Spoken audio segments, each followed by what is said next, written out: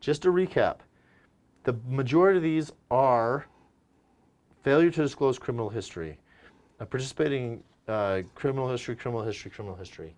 If you've got it and you're applying for a license, disclose it. If you did something, disclose it.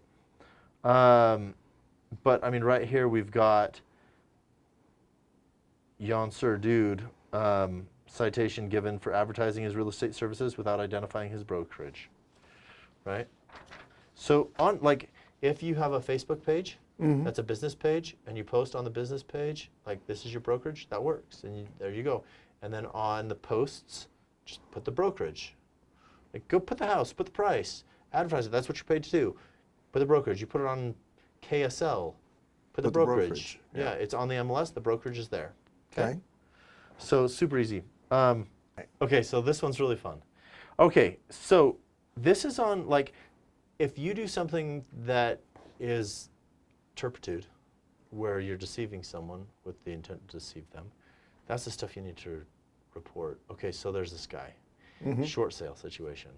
These are the parties that need to be paid off. Get short sale approval, right? And so he, on his own accord, there's like a $14,000 lien, and he goes to the municipality that has a lien and says, hey, I just want to take care of this. What will it take to get it done? So the $14,000 lien, he gets settled for $150, which he pays. Whoa, okay. Then he takes the $14,000, splits it between him and the seller, says, yeah, we're good, right? Now, if you look at this one way, did he resolve legally and ethically with the municipality what they would take? He resolved the debt, right? That's fine. The banks agreed to what they would settle for, right? So that one, fine, he met, right? But did he let everybody know what he was doing, right? Like he violated their trust. Sounds like he let the seller know what he was doing because he split it with them. Right, right. But the bank, the short sale, who was taking less money than they were owed, was not, they didn't approve it. I mean, they already said, okay, this is what we can get people to settle for, right? And they give the approval there.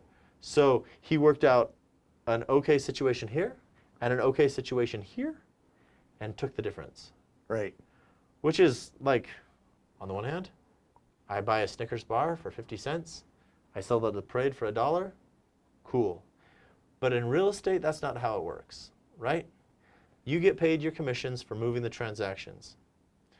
Any moving money other places, not okay. I like how you said that. You get paid, there is one way that you get paid as a realtor, and that is the only way you get paid as a realtor. And if you're getting paid some other way, that's probably a problem. Right, right.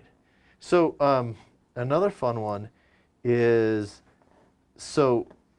a broker who did a lot of transactions with another entity, and they would move them through. She didn't put in the purchase contract that she was an agent, right?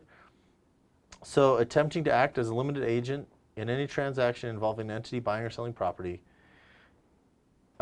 she didn't disclose. So she was the entity selling the property. She didn't disclose she was an agent. She didn't disclose that.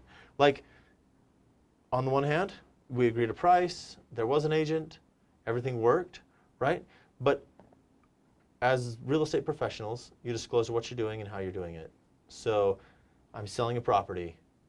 I'm the owner of this property. I'm a real estate agent. That's what she got busted on. So if you're related, you're supposed to disclose, right? You just, as a real estate professional, you disclose everything that's going on. You get paid through the avenues you're supposed to get paid. You don't get paid through the avenues you're not supposed to get paid. So like earnest money, right? It's supposed to go in a separate account. But like, what if you had a high yield checking account, right? And you're just gonna hold the money. The money needs to be there by the time it closes, right?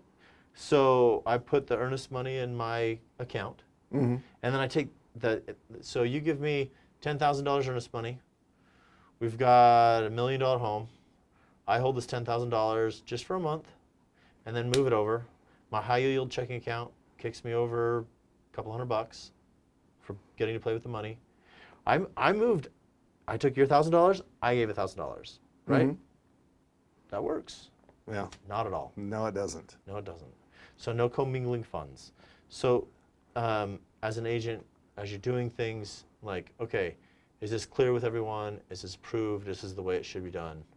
So to me, there's two lessons learned here. One is what we just described, which is there's one way you make money, and that's it.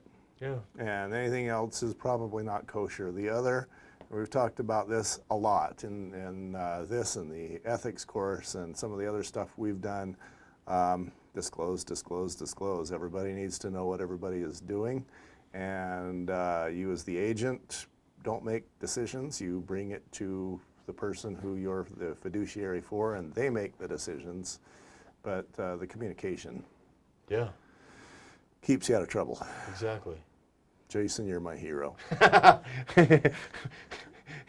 home and rethink your life. And we're out.